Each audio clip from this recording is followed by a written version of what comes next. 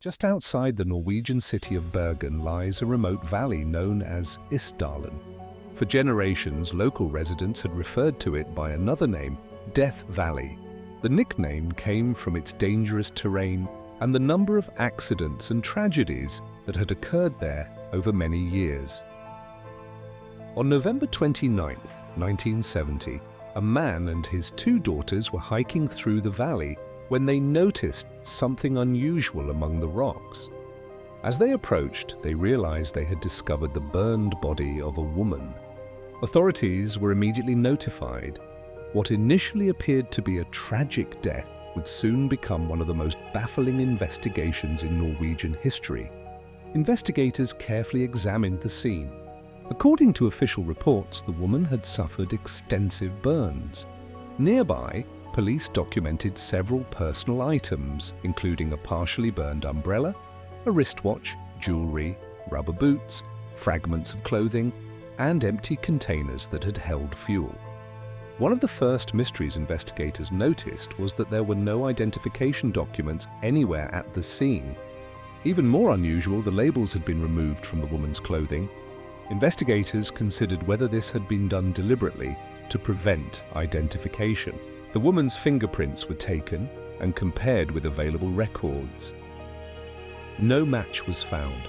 Police released descriptions to the public, hoping someone would recognize her. No one came forward.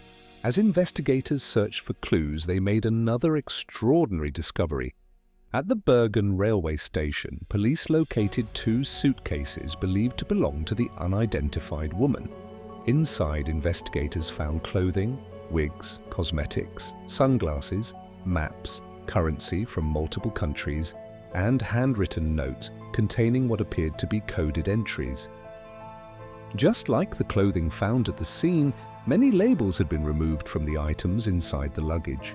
Investigators also found evidence suggesting the woman had used multiple names while traveling through Europe. Hotel records later indicated that she had checked into various hotels using different identities and had often left before attracting attention.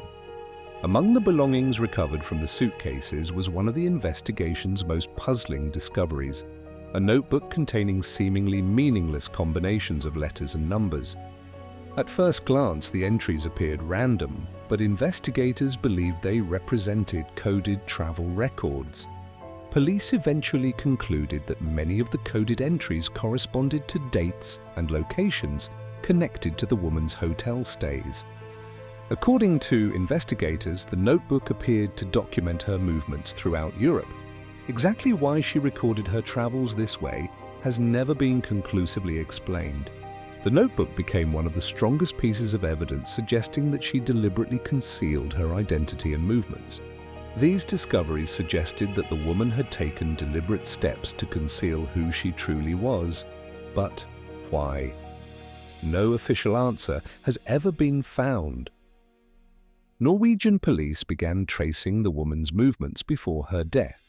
Using hotel records, investigators discovered that she had stayed at several hotels across Norway under different names. Hotel employees later reported that she often checked in alone, usually paid in cash, and frequently changed rooms or hotels. She sometimes asked for rooms facing specific directions or overlooking entrances. Several witnesses also recall that she occasionally spoke different languages or accents during conversations. Investigators documented these observations, but no single language or nationality could be confirmed. Forensic investigators carefully examined the woman's remains. Dental work suggested she had received treatment of unusually high quality for the period. Despite extensive international inquiries, no confirmed match was found that could establish her identity. Police requested assistance from authorities in multiple countries. Fingerprints were shared, descriptions were circulated. No family came forward to identify her. The investigation reached another unusual point when toxicological examinations detected sleeping medication in her system. However, exactly how those substances related to her death has remained a subject of investigation and discussion ever since. Because of her extensive travel, use of multiple identities and coded notes, Some investigators and later researchers questioned whether she could have been involved in intelligence work during the Cold War era. Others suggested her behavior might have reflected another undiscovered purpose entirely. It is important to note that no conclusive evidence has ever confirmed that the Isdal Woman worked for any intelligence agency. Norwegian authorities never officially established her true identity or the exact reason for her travels. Because investigators never established her identity or the precise circumstances leading to her death, several documented theories have been discussed over the years. None has been conclusively proven.